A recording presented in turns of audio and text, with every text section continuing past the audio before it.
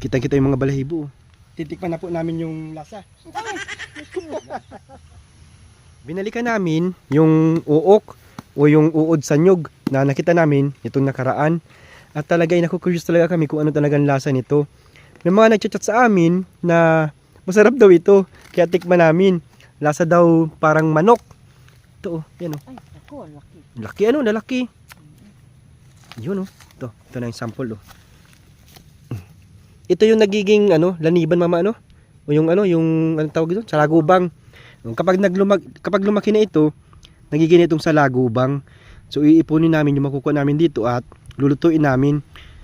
Kita-kita yung mga balahibo. So totoo lang, hindi ko to kayang kainin ng buhay. May nakikita sa social media na kumakain ito ng buhay kami. Parang hindi namin kayang kainin niya ng buhay. Lalo't gumagalaw-galaw pa. Yan o. Ito sa ilalim. Sana marami kami makuha. Ito siguro pag binungkal dito. Yan. Baka may ahas. Yun, meron. Ito. Dalawa magkatabi. Siguro ito ay magkapatid. Mag-asawa yan. Mag-asawa. Papakain ko kay mama ito. Mama, tikpan mo. Ay, nag-ano pa, nagdumi. Tatlo na, yung nakikita namin. Si mama ang patitikiman natin. So bali, ni-research ko talaga at tatanggalin yung laman loob niya bago pipirtuhin. Huhugasan ng mabuti. Ito, mas malaki. Apat na, yun, mas malaki oh. Dami. Diba? 5 na. So matikman lang natin, okay na yan. May experience lang natin. Ito malaki na oh. Parang laniban na siya. Ay, itim na.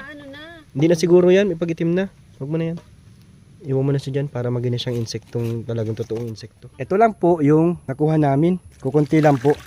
Anyway, okay lang po yan. Gusto ko lang po talagang matikman.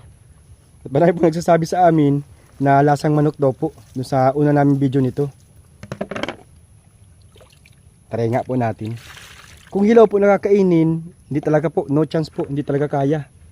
Pero kung luto na siguro, kaya na. So lulutuin po namin ito kahit pinirito lang.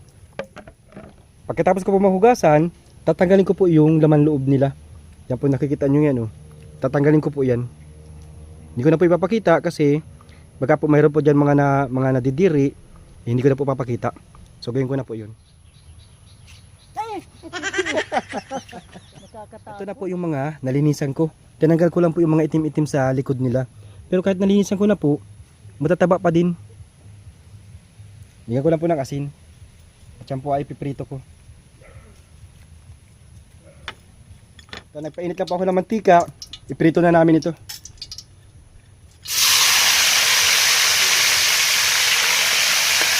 Habang naluluto, amoy ano siya, amoy karning baboy, amoy taba ng baboy. Yung talagang itsura lang niya ang matatakot ka. Pero sa amoy, ang bango. Okay na, yung ganitong pagkaprito. Pangit yung masyadong ano nito, tusta. Yun. Ito na po yung naluto namin. Titikman na po namin yung lasa ng kung ano ba talaga lasa ng uok. First time ko makakain ito.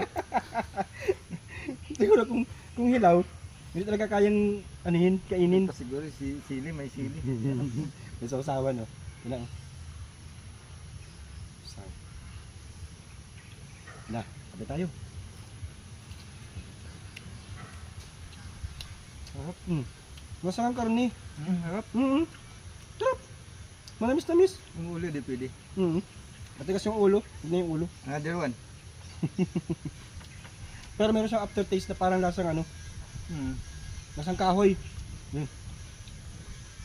Kapon, taba.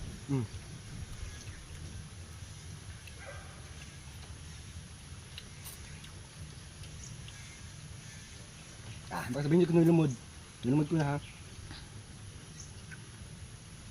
Okay naman pala to. Tatlo na ako, magtitingnan pa ulit, pang-apat na. Masarap. Nagustuhan niya.